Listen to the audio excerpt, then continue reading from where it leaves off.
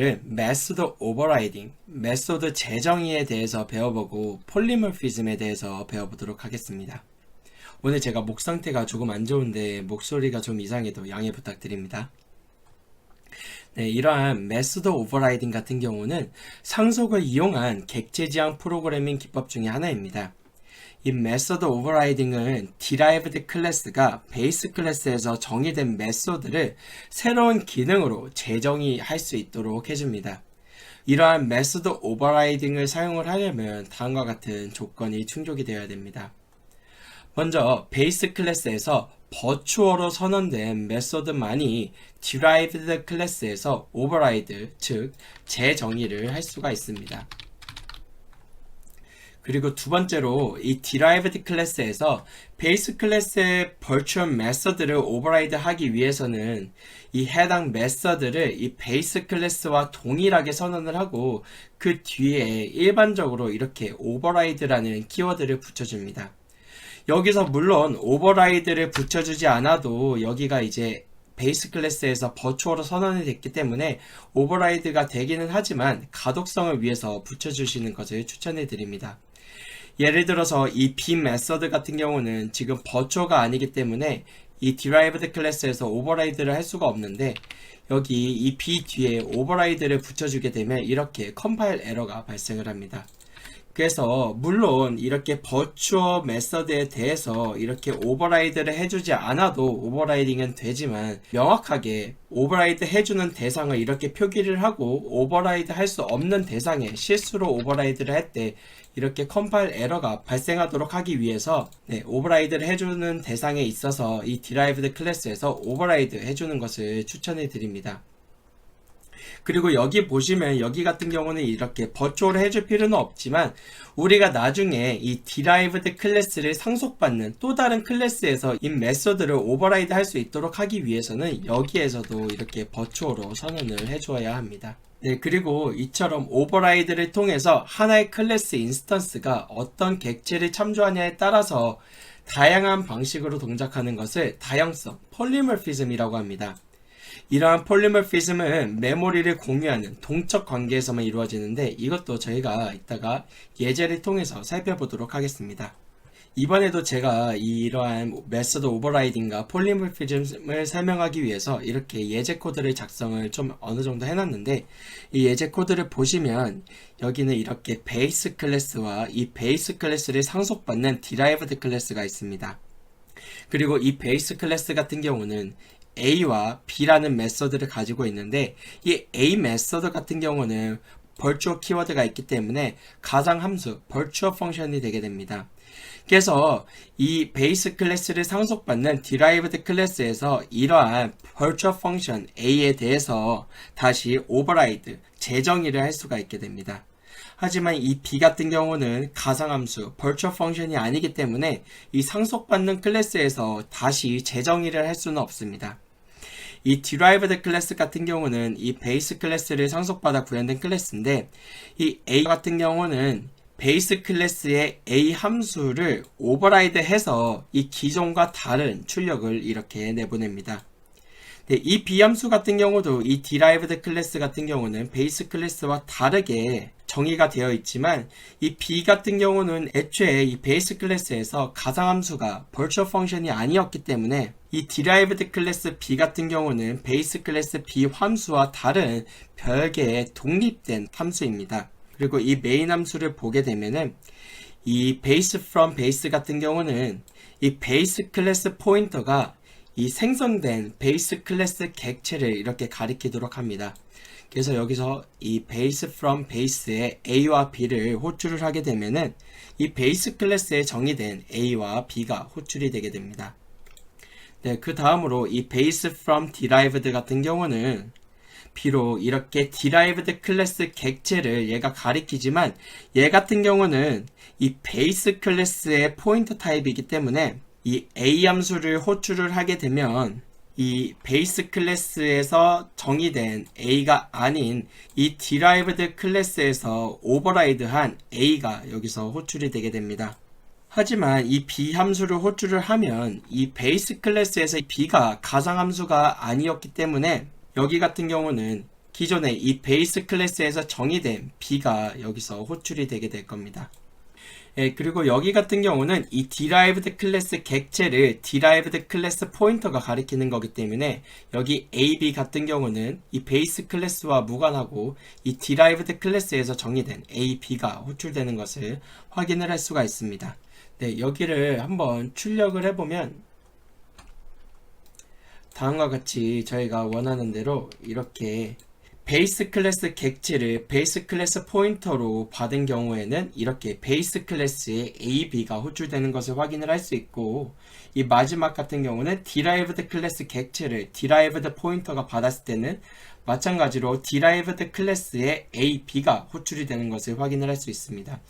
하지만 여기가 바로 가장 중요한 부분인데, 이 derived 클래스 객체를 derived 클래스 포인터가 받는 게 아니라 이 베이스 클래스 포인터가 받았기 때문에 이 A 같은 경우는 이 derived 클래스에서 오버라이드 된 A가 호출이 된 것을 확인을 할 수가 있고, B 같은 경우는 이 derived 클래스에서 B 함수를 오버라이드를 하지 않았기 때문에 기존의 베이스 클래스의 B가 이렇게 호출된 것을 확인을 할 수가 있습니다. 네, 이런 다양성이 어떠한 장점이 있냐면 코드의 재활용성을 올릴 수가 있습니다. 예를 들어서 제가 여기 같은 경우는 show information 이라는 함수 하나를 만들고 여기 같은 경우는 이렇게 베이스 클래스 포인터를 제가 받도록 해보겠습니다. 그리고 여기서 A와 B를 이렇게 호출을 하도록 해보겠습니다. 여기 같은 경우는 이처럼 함수가 하나이지만 얘 같은 경우는 서로 다른 객체에 대해서 서로 다른 출력값을 가질 수 있도록 할 수가 있습니다. 예를 들어서 저희가 이처럼 여기서 make shared 해서 베이스 클래스를 전달을 했을 때는 얘가 이 베이스 클래스가 베이스 클래스 객체를 받았기 때문에 이 모드로 동작을 할 거고, 여기를 제가 만약에 이 derived 클래스 객체를 전달을 하게 되면은 이 A 같은 경우는 이 derived 클래스에서 오버라이드가 됐기 때문에 이 derived 클래스 버전으로 출력이 될 거고, 비록 derived 클래스 객체가 전달이 됐지만 얘 같은 경우는 베이스 클래스의 포인터이기 때문에 이 오버라이드가 되지 않은 B 같은 경우는 이 derived 클래스 버전이 아닌 베이스 클래스 버전의 B가 이렇게 호출되는 것을 확인을 할 수가 있습니다. 이처럼 다양성이라는 특징을 이용을 하게 되면 하나의 함수로 서로 다른 전달된 객체에 대해서 다른 출력값을 가지도록 할 수가 있습니다. 다양성 같은 경우는 별도의 강의 자료를 만들 만큼 매우 중요한 포인트인데, 이번 강의에서는 제가 이 다양성까지 매우 자세하게 어떻게 응용을 할 수 있는지 설명을 많이 드리기에는 좀 부적절한 부분이 있어서 그 부분은 생략하도록 하겠습니다. 제가 좀 말이 길어졌는데 이 다양성에 대한 응용은 나중에 따로 공부를 해보시는 것을 권장을 드립니다. 그 다음으로 이 세 번째 같은 경우는 메소드 오버라이딩이 제대로 동작을 하기 위해서는 이 관계가 반드시 이렇게 메모리를 공유하는 관계가 되어야 합니다.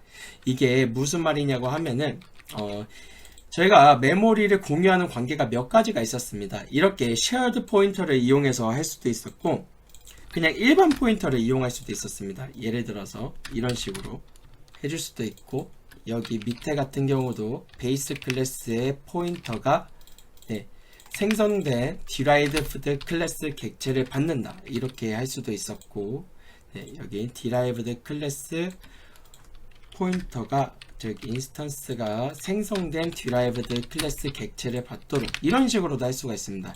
이 또한 제가 메모리를 공유하는 방식이라고 했습니다. 그래서 이런 경우도 여기 두 번째를 보시면 이렇게 폴리모피즘이 제대로 동작하는 것을 확인을 할 수가 있습니다.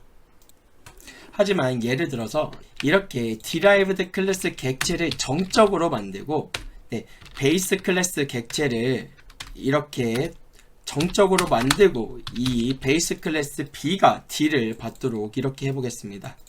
이렇게 하고 이 B를 통해서 A와 B를 이렇게 호출을 하면은 여기 같은 경우는 정적으로 생성이 됐기 때문에 이 화살표가 아닌 점으로 이렇게 해보겠습니다. 이렇게 하게 되면 비록 이 derived 클래스 객체를 베이스 클래스가 받았지만 폴리모피즘이 동작을 하지 않습니다. 여기 출력을 한번 해보면 네, 비록 이 derived 클래스에서 이 A가 오버라이드가 됐지만 결국에는 이 베이스 클래스로 받았기 때문에 여기 같은 경우는 오버라이딩이 제대로 동작을 하지 않아서 베이스 클래스로 동작을 하게 됩니다. 그래서 제가 말씀드린 부분이 이처럼 정적인 관계에서는 이 폴리모피즘이 제대로 동작을 하지 않습니다. 하지만 만약에 여기를 제가 이렇게 레퍼런스로 받는다라고 하게 되면 여기 같은 경우는 메모리 참조로 동작을 하게 됩니다. 그래서 이처럼 레퍼런스로 동작을 할 때도 정상적으로 오버라이딩이 되는 것을 확인을 할 수가 있습니다. 그래서 반드시 우리가 이러한 오버라이딩, 즉 폴리모피즘을 이용을 하려고 하면은 이 객체의 관계가 반드시 동적인 관계가 되어야 합니다. 네, 이 부분을 기억해 주시길 바랍니다. 네, 그럼 우리가 추가로 더 배워야 볼 것 같은 경우는 제가 여기를 그냥 테스트라는 함수 하나를 만들어 보겠습니다. 그래서 여기를 베이스 클래스의 테스트 is called, 네, 이런 식으로 제가 표현을 해보고 derived 클래스에서 이 테스트 함수에 대해서 제가 이처럼 오버라이드를 한번 해보도록 하겠습니다. 하지만 저기서 오버라이드를 할 때 만약에 제가 이 베이스 클래스에서 호출된 이 테스트를 여기서 호출을 하고 여기에 별도의 다른 구현부를 이렇게 뭔가를 추가를 한다라고 하면은 이런 식으로 사용을 하는 경우도 종종 있을 겁니다. 하지만 이렇게 하고 여기서 테스트 함수를 제가 만약에 호출을 한다라고 하면 이 같은 경우는 에러가 발생을 할 겁니다. 왜냐하면 여기서 이 테스트 같은 경우는 이 베이스 클래스의 테스트가 아닌 이 derived 클래스의 테스트가 계속해서 호출이 되는 구조이기 때문에 여기 같은 경우는 종료 조건이 없는 재기함수가 되기 때문에 이처럼 스택 오버플로우가 발생을 하게 됩니다. 그래서 이 derived 클래스에서 이 베이스 클래스에 이 오버라이드 하는 함수에서 베이스 클래스의 동일한 이름의 함수를 호출을 하기 위해서는 이런 식으로 해줄 수가 있습니다. 이 그냥 테스트 같은 경우는 이 derived 클래스에 있는 테스트가 호출이 돼서 재기함수로 동작을 하기 때문에 명시를 해줘서 베이스 클래스에 있는 이 테스트를 이렇게 호출을 할 거다 라고 해줄 수가 있습니다. 네, 이렇게 하고 실행을 하게 되면은 먼저 베이스 클래스에 있는 테스트가 호출이 되고 이 테스트가 호출이 된 뒤에 이 물결 표시도 같이 이렇게 호출이 된 것을 확인을 할 수가 있습니다. 네, 그리고 여기서 또 한 가지 더 해볼 수가 있는 게 이 베이스 클래스 같은 경우가 하나인 경우에는 이런 식으로 슈퍼라고 해서 이 슈퍼 클래스의 테스트를 호출해 주겠다, 이런 식으로도 해줄 수가 있습니다. 네, 하지만 이 슈퍼 같은 경우는 좀 조심해야 되는 부분이 있는데 C샵이나 자바 같은 언어 같은 경우는 클래스의 다중상속을 지원을 하지가 않습니다. 하지만 C++ 같은 경우는 클래스의 다중상속을 지원을 하는데 예를 들어서 이처럼 베이스 클래스 2라는 게 여기 있고 저희가 이렇게 derived 클래스에서 베이스 클래스와 이 퍼블릭으로 해서 베이스 클래스 2도 이렇게 상속을 받는다라고 했을 때 이렇게 슈퍼를 써주게 되면은 이처럼 에러가 발생을 하게 됩니다. 왜냐하면 여기 같은 경우는 도대체 이 베이스 클래스 여기에 있는 이 테스트를 호출을 해야 되는지 아니면 베이스 클래스 2에 있는 이 테스트를 해야 되는지 알 수가 없기 때문에 이런 식으로 해주게 되면 에러가 발생을 합니다. 그래서 이런 클래스에 다중상속을 해야 되는 경우는 다음과 같이 어떤 베이스 클래스에 있는 테스트를 호출해 줄 건지 이런 식으로 명기를 해 주시는 것을 권장을 드립니다. 그리고 사실 제가 아까 말씀드렸듯이 C샵이나 자바 같은 언어에서는 즉 C++ 이후에 나온 이런 하이레벨 언어에서는 애초에 이런 클래스의 다중상속을 막았다라고 했는데 저도 마찬가지로 이 C++에서도 이러한 다중상속을 하는 것을 권장을 드리지 않습니다. 왜 이러한 다중상속을 하게 되면은 코드를 관리하는데 불리한지는 다음 시간에 저희가 다중상속을 배우면서 같이 알아보도록 하겠습니다. 네, 그럼 오늘 이 메서드 오버라이딩과 폴리모피즘 강의는 여기서 마치도록 하겠습니다. 감사합니다.